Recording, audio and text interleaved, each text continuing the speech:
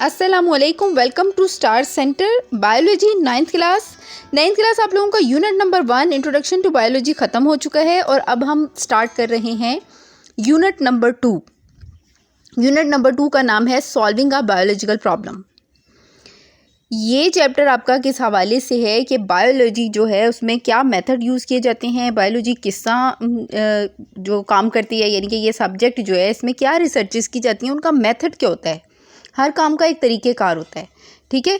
तो बायोलॉजिकल जो मेथड है जिसके थ्रू चीज़ों को ढूंढा जाता है और बीमारियों का इलाज जो है उसको दरियाफ्त किया जाता है, ठीक है, उन पर रिसर्चेस की जाती हैं, ठीक है। फिर इसमें मफरूज़े पेश किए जाते हैं, मुशाहिदात किए जाते हैं, तजर्बात किए जाते हैं, उनके नताइज दिए जाते हैं। तो ये कुछ टर्मिनोलॉजीज़ इसमें यूज़ हुई हुई हैं, उनको आप अच्छे तरीके से समझ लें ये अगर शुरू में ही, तो आप लोगों को आगे बहुत आसानी रहेगी। तो स्टार्ट करते हैं solving a biological problem. Page number मेरे पास बनता है ये 17 बुक का, ठीक है, जो मेरे पास बुक है। तो बस बुक प्रिंट नहीं होके आती हैं तो उनमें पेज नंबर का फ़र्क भी आ जाता है, लेकिन आपने यही देखना है कि आपका solving a biological problem unit number 2 biology का है। Biology is concerned not only with learning about organism but its main purpose is to solve the biological problems faced by human beings. For example, biology has helped us to know the cause and cure of many diseases. Biology का ताल्लुक सिर्फ सीखने से नहीं है, और यानी चीज़ों के बारे में ऑर्गेनिजम्स कहते हैं ना इज्साम को, ठीक है। तो वो कहते हैं कि सिर्फ हयातियात का इल्म जो है ना वो इज्साम के बारे में सीखने का इल्म नहीं है, बल्कि इसका बुनियादी मकसद जो होता है ना वो जो इंसानों को मसाइल पेश आते हैं ना उनके हल तलाश करना होता है, ठीक है। और मिसाल के तौर पे बायोलॉजी हैज़ हेल्प्ड मदद करती है to know cause and cure of many diseases, ठीक है। ये शॉर्ट एक आपका वो बन जाता है कि बायोलॉजी हेल्प करती है किस चीज़ के बारे में, काज असबाब होते हैं और क्योर कहते हैं इलाज को, ऑफ मैनी डिजीज़ बहुत सी बीमारियों का। बायोलॉजिकल मेथड क्या चीज़ है? There is nothing magical about science, you already have some of the qualities of a scientist, you are curious. यहाँ पे कोई भी जादुई चीज़ नहीं है साइंस के बारे में, आप पहले से ही बहुत सारी क्वालिटीज़ ऐसी रखते हैं जो कि साइंसदानों में होती है, और वो क्या है कि तजस्सुस होता है इंसान के अंदर। हर इंसान के अंदर तजस्सुस होता है चीज़ों को जानने के बारे में, और वो इसी के बारे में बात कर रहे हैं। You like to do new and different things, आपको नई और मुख्तलिफ चीज़ें करने का शौक़ होता है। You like to explore new places, आप नई जगह दरियाफ़्त करना चाहते हैं। These are the natural talents और स्किल्स ऑफ आर साइंटिस्ट, और यही वो कुदरती तौर पर टैलेंट्स और स्किल्स यानी कि कोशिशें और जहानत जो कुदरत की तरफ से दी जाती हैं, फितरी सलाहियतें जो हैं वो एक साइंसदान के अंदर होती हैं, तो वही आपके अंदर भी मौजूद होती हैं। यानी कि कोई वो कह रहे हैं कि कोई साइंसदान कोई अलग से मखलूक नहीं होते जो आसमान से उतरे होते हैं, बल्कि वो आप ही जैसे लोगों में से बने होते हैं, और तमाम इंसानों में तजस्सुस का एलिमेंट मौजूद होता है। इस सारे पैराग्राफ का मतलब ये है, employing an approach for solving scientific problem that is known as the scientific method. इंसानों का एक ही जैसा नुक्ता नज़र किसी मसले को हल करने के लिए साइंसी तौर पर साइंटिफिक मेथड कहलाता है, साइंसी तरीक़ेकार कहलाता है, ठीक है। ये भी एक डेफिनेशन है साइंटिफिक मेथड की, तो इसको भी आप हाईलाइट कर लिया करें। आप हाईलाइटर अपने पास रखा करें, जब मैं आपको पढ़ा रही होती हूँ तो आप इन चीज़ों को हाईलाइट करते जाया करें, क्योंकि इन्हीं में से आपके शॉर्ट क्वेश्चंस बनते हैं। उसके लिए आपको अलग से किताबें लेने की ज़रूरत नहीं है, पेपर भी आपका ज़्यादातर इसमें से बनता है, और पंजाब वाली बुक में भी तकरीबन सेम चीज़ें लिखी हुई हैं, जो डिफरेंट होंगी वो मैं आपको दे दिया करूँगी साथ साथ। Biological method it has the following steps. अब ये स्टेप्स आपने एक बार ही ध्यान से समझ लेने हैं। Recognition of a biological problem, recognition कहते हैं पहचान को, इस बायोलॉजिकल प्रॉब्लम को समझना और उसकी पहचान करना, ठीक है। ऑब्जर्वेशन एंड आइडेंटिफिकेशन, मुशाहिदा और ऑब्जर्वेशन कहते हैं मुशाहिदे को। मुशाहिदा क्या होता है? आपके इर्द गिर्द जो चीज़ें होती हैं ना, आप उनको अच्छे तरीके से गौर से देखते हैं और उनके बारे में तहकीक करते हैं कि ये क्या। मुशाहिदा यानी कि सिर्फ गौर से देखना ही होता है चीज़ों को। एंड आइडेंटिफिकेशन और शनाख्त, आइडेंटिफिकेशन होती है उसकी पहचान। बिल्डिंग अप हाइपोथेसिस, हाइपोथेसिस का लफ्ज़ आपको यहाँ पे इस चैप्टर में बार बार आएगा, और बायो में बहुत सारी जगहों पर आपको ये वर्ड आएगा। तो शुरू में इसको समझ लें। इसका मतलब होता है मफरूज़ा, जो कि सही भी हो सकता है, गलत भी हो सकता है, सच्चा भी हो सकता है, झूठा भी हो सकता है, ठीक है, जो डाउटफुल होता है, लेकिन एक राय पेश कर दी जाती है, फिर आगे उस पर काम होता है। तो बिल्डिंग अप हाइपोथेसिस से मुराद ये है कि मफरूज़े की तामीर। ड्राइंग डिडक्शंस, इसका मतलब ये डिडक्शंस कहते हैं कटौतियाँ, उसमें कमियां करनी। अब ये मसला ये होता है कि बात बहुत लंबी होती है तो उसको मुख्तसर करके बयान करना। तो डिडक्शंस, बायोलॉजी में जो डिडक्शंस होती हैं वो ये होती हैं कि उस मफरूज़े में से फालतू चीज़ें निकाल के लंबी चौड़ी किताबें और बातों की मालूमात जो है उनको मुख्तसर करके बयान करना, जिसको आप डेफिनेशन भी कहते हैं, जिसको शॉर्ट फॉर्म में लिखना, ठीक है। डिवाइजिंग एक्सपेरिमेंट, तजर्बा तैयार करना, ठीक है, यानी उस चीज़ को लोगों को समझाने के लिए उसके ऊपर मुख्तलिफ तजर्बात करके तजर्बे की तैयारी करना, ठीक है, कि हम किस किस चीज़ को इस्तेमाल करके इस चीज़ को साबित कर सकते हैं। और आखिर पे इन्फेरिंग रिज़ल्ट, नतीजा निकालना, यानी कि उस चीज़ के बारे में रिज़ल्ट पेश करना। Scientific problem, hypothesis, deduction and experiments. Malaria has killed more people than any other disease. Malaria बहुत से लोगों को मार देता है दूसरी बीमारियों की निस्बत, यानी मलेरिया से बहुत ज़्यादा लोग मरते हैं। The malaria is an example of a biological problem. Malaria क्या मिसाल है, बायोलॉजिकल प्रॉब्लम की एक मिसाल है। And how such problems can be solved, इन मसाइल को हल कैसे किया जाए। Study of malaria an example of biological method. वो कह रहे हैं कि बायोलॉजिकल मेथड को डिफ़ाइन करने के लिए आप यूँ समझ लें कि मलेरिया जो है एक बीमारी है, ठीक है, जो कि मच्छर के काटने से बहुत तेज़ बुखार हो जाता है, ठीक है। तो वो कहते हैं कि मलेरिया क्या कहलाएगा, आपका बायोलॉजिकल प्रॉब्लम कहलाएगा, और इस के ऊपर जो आप रिसर्चेस करेंगे और इसके बारे में मालूमात हासिल करेंगे वो बायोलॉजिकल मेथड कहलाएगा। Biological problems are solved by a series of steps of biological method. वो कहते हैं कि बायोलॉजी के जो मसाइल हैं इनको हल करने के लिए एक सेट होता है, पूरा एक सीरीज़ होती है जिसके ऊपर काम करते हुए बायोलॉजी के मेथड इजाद किए जाते हैं, ठीक है। Recognition of the biological problem is a question related to the living organism. This question is either asked by someone or comes in the mind of a researcher. पहचानना बायोलॉजिकल प्रॉब्लम को, सबसे पहला पॉइंट है इसका। Biological problem is a question, biological problem एक question है जो कि लिविंग ऑर्गेनिजम्स यानी कि जिंदा अजसाम के बारे में किसी के जहन में आ सकता है। तो ये क्वेश्चन किसी शख्स के जहन में भी आ सकता है, और या ख़ुद मुहक्किक यानी रिसर्चर कौन होता है, किसी चीज़ के ऊपर ख़ुद तहकीक करने वाला, ठीक है, उसके जहन में भी ये बात आ सकती है। इसमें कोई ऐसी बात नहीं है, यानी कि आम लोगों के जहन में भी आ सकती है और ख़ुद रिसर्चर के जहन में भी ये सवाल पैदा हो सकता है। Observations are very important steps. मैं अब आ गई हूँ पेज नंबर 18 पर, और इसमें ऑब्जर्वेशन की हेडिंग है नंबर 2 पे। तो observations are very important steps in solving a biological problem. Observations are made by 5 senses of vision, hearing, smell, taste and touch. Observation are of 2 types.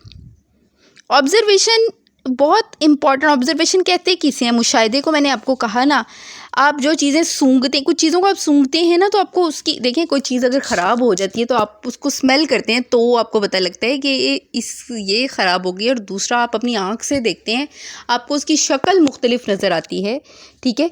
बाज़ चीज़ों के ऊपर आपको ख़राबी नज़र आती है, ठीक है, उसका कलर चेंज हुआ हुआ नज़र आता है, तो आप कहते हैं कि ये चीज़ ख़राब हो गई है, तो आप उसको देखते हैं, ठीक है। आवाज़ों को आप सुनते हैं तो आपको उनमें फ़र्क पता लगता है कि ये बिल्ली की आवाज़ है, ये इंसान की आवाज़ है, ये कुत्ते की आवाज़ है, ये किसी सवारी की आवाज़ है। तो ये हेयरिंग से आपका लिंक है सारा, ठीक है। और बाज़ चीज़ों के ठंडा गर्म होने वाली जैसी चीज़ें होती हैं तो उनको आप टच करके देखते हैं, तो वो कहते हैं कि आपके हवासे खमसा यानी कि आपकी 5 हिस्से जो हैं उनके ज़रिए जो आप चीज़ों को महसूस करते हैं, जो कुछ आपको दिखाई देता है और जो कुछ आपको फ़ील होता है, महसूस होता है आपको, और जो कुछ आप चख के महसूस करते हैं, जो कुछ आप देख कर महसूस करते हैं, वो सारी चीज़ें ऑब्जर्वेशन के दायरे में आती हैं, ठीक है। अब ऑब्जर्वेशन भी आगे से 2 टाइप्स की हैं। Qualitative observation which are based on some quality और करेक्टरिस्टिक्स। जो कि क्वालिटी और खसूसियात के ऊपर मुनहसर होती है, और quantitative observation which are based on measurable value, quantitative observations being measurable are invariable and can be expressed in terms of numbers। अच्छा, वो ये कह रहे हैं कि ये जो क्वालिटेटिव है ना वो तो खुसूसियात के ऊपर होती हैं, ठीक है। यानी ऑब्जर्वेशन कुछ दो तरह की होती हैं, जिनमें एक खुसूसियात की बिना पर ऑब्जर्वेशन होती हैं। ये किसी चीज़ की आप क्वालिटीज़ देखते हैं कि ये ठंडी है, गर्म है, ये तेज़ काम करती है, ये आहिस्ता काम करती है, ठीक है। दूसरे नंबर पे आपकी जो क्वांटिटेटिव ऑब्जर्वेशन है ना, ये इनकी क्वांटिटी से रेलिवेंट है। क्वांटिटी किसे कहते हैं? मिकदार को, ठीक है। इसे आप किस तरह एक्सप्रेस करते हैं? इसको आप नंबर्स की फॉर्म में या वेरिएबल, ठीक है, वेरिएबल वैल्यूज़ और पावर वगैरह के ज़रिए आप उन चीज़ों को प्रेजेंट कर सकते हैं या बता सकते हैं। फार्मूलेशन ऑफ हाइपोथेसिस, हाइपोथेसिस कहते हैं मफरूज़े को।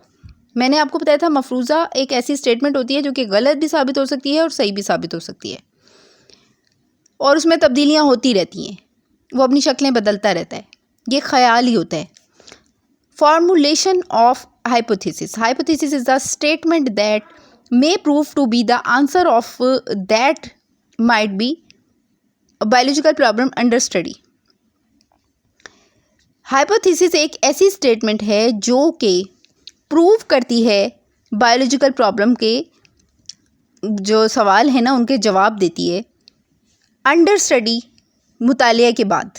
हाइपोथेसिस इज अ नंबर 3 पे हमारे पास है फॉर्मुलेशन ऑफ हाइपोथेसिस। हाइपोथेसिस कहते हैं मफरूज़े को। Hypothesis is a statement that may prove to be the answer of the biological problem under study, जो कि मुताले के बाद बायोलॉजिकल प्रॉब्लम जो मसाइल जो होते हैं जो कि जहन में आते हैं उनका जवाब होता है आर्जी तौर पे। Hypothesis is the tentative explanation of the observation that might be true. दरअसल जो मफरूज़ा है ना वो एक वजाहत है आर्जी तौर पे, वक्ती तौर पे उन ऑब्जर्वेशन की जो कि सही भी हो सकते हैं।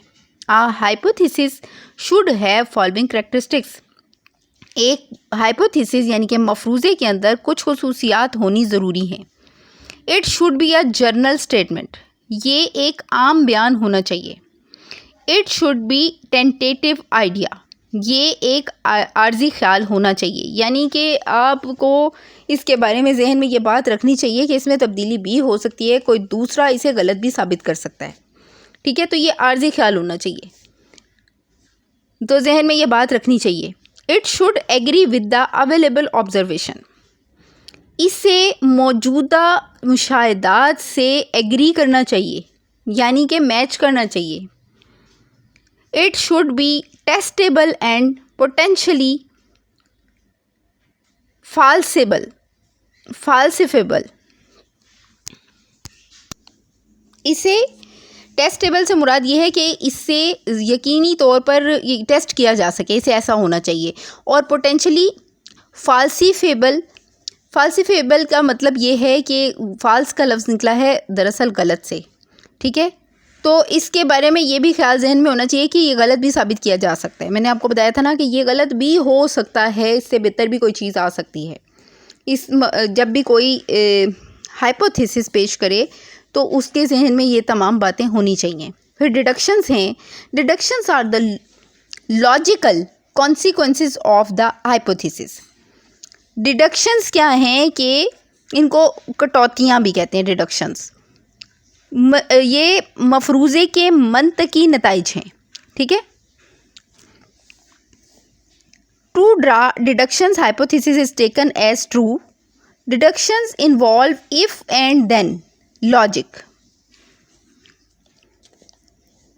वो कहते हैं कि डिडक्शन वो चीज़ है जो कि वही मैंने आपको बताया था ना कि शॉर्ट वे में इसको बयान करती है, और इसमें इफ़ का एलिमेंट होता है कि अगर ऐसा हो तो तब ऐसा होगा, ठीक है। इसमें ये वाली कंडीशन लगी होती है, इसको डिडक्शंस कहते हैं। Experimentation, it is the most important steps of biological method. Experimentation सबसे अहम मरहला है बायोलॉजिकल मेथड का। Experiments are perform to prove if hypothesis is true और नॉट। तजर्बे के ज़रिए ही आप ये साबित कर सकते हैं, एक्सपेरिमेंट के ज़रिए, यानी कि हाइपोथेसिस यानी कि मफरूज़ा जो पेश किया गया है वो सही है या गलत है। The deductions drawn from the hypothesis are subjected to rigorous testing. Experimentation यानी कि तजर्बा के ज़रिए साइंसदान ये अंदाज़ा लगाते हैं या बायोलॉजिस्ट ये सीखते हैं कि हाइपोथेसिस सही है या गलत है। ठीक है।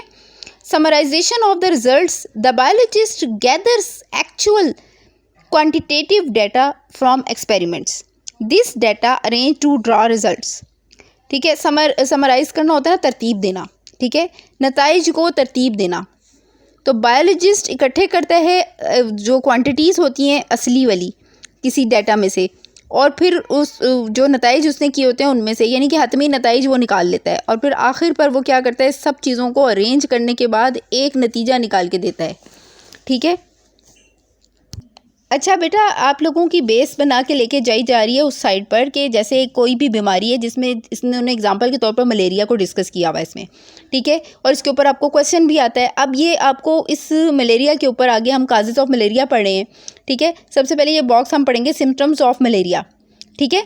फिर इसके बाद काजेज़ पढ़ेंगे, फिर इसके बाद ये इस रिकॉग्निशन ऑफ प्रॉब्लम सिखाएंगे आपको, फिर ये आपको ऑब्जर्वेशन करनी सिखाएंगे कि इसी बीमारी को लेके ऑब्जर्वेशन कैसे होती हैं, फिर ये इसके ऊपर हाइपोथेसिस पेश करेंगे, और फिर उसके बाद आपको तरीका 19 पेज पे ये सिखा रहे हैं कि इसकी डिडक्शन कैसे दी जाती है। ठीक है। उसका सारा मेथड मैं अभी आपको पढ़ के सुना देती हूँ। फिर एक्सपेरिमेंट बता रहे हैं और फिर ये पूरा रिजल्ट बता रहे हैं। यानी जैसे आप कोई क्वेश्चन सॉल्व करते हैं ना, इस तरह से ये तरतीब से एक पूरा तरीक़ेकार है इनका, जिसके ज़रिए ये आपको सिखा रहे हैं कि बायोलॉजिकल मेथड दरअसल किस तरीके से काम करता है। Symptoms of malaria, the patient of malaria feels very chill and cold. Malaria का पेशेंट जो है ना वो बहुत ठंड महसूस करता है, उससे बहुत ज़्यादा सर्दी लगती है।